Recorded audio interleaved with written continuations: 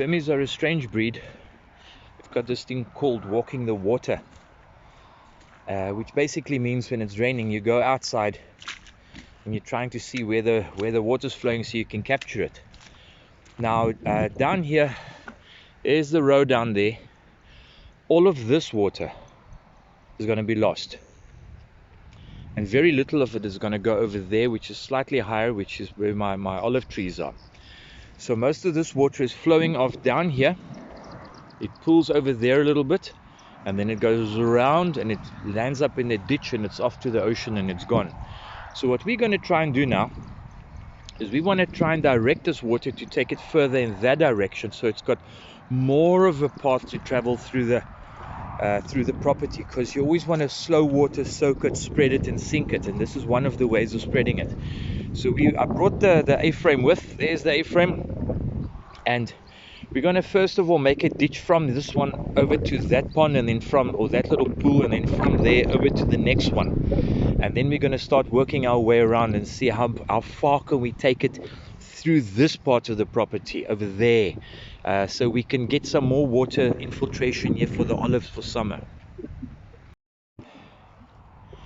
Okay, so we dug a shallow ditch because this is where the water was running off down, and then there it goes and gone. Okay, so we're capturing it here and diverting it in this direction. As you can see here, this is where it's going.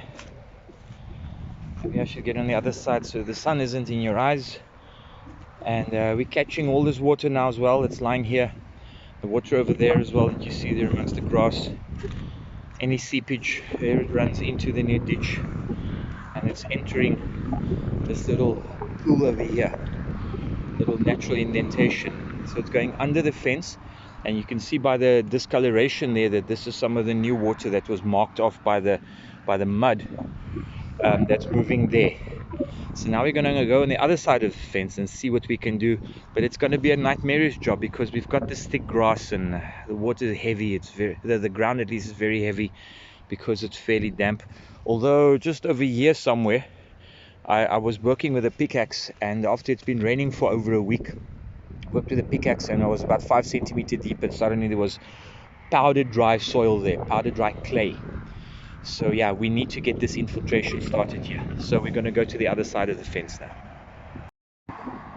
Okay, so this is some of the water that we would have lost, that we are losing. This is where the water came through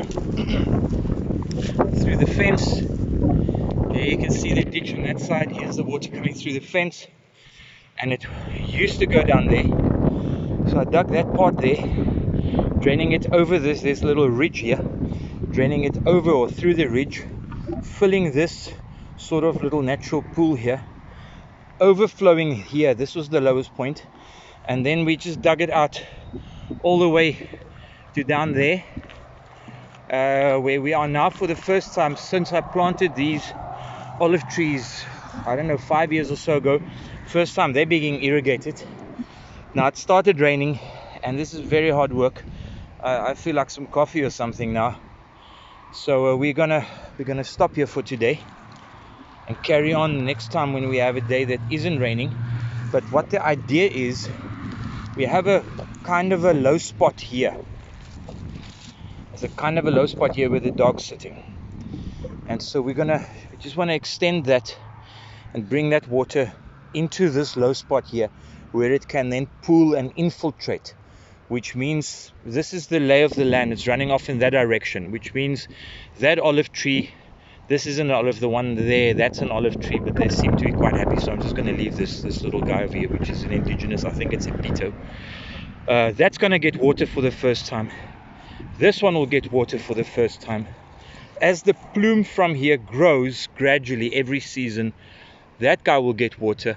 So all of these olive trees down here will get water, and we are looking at planting some other high impact plants in here as well, some nitrogen fixes, and that'll probably be done well before the end of winter, so that we have a nice germination burst here in September, October, when spring comes.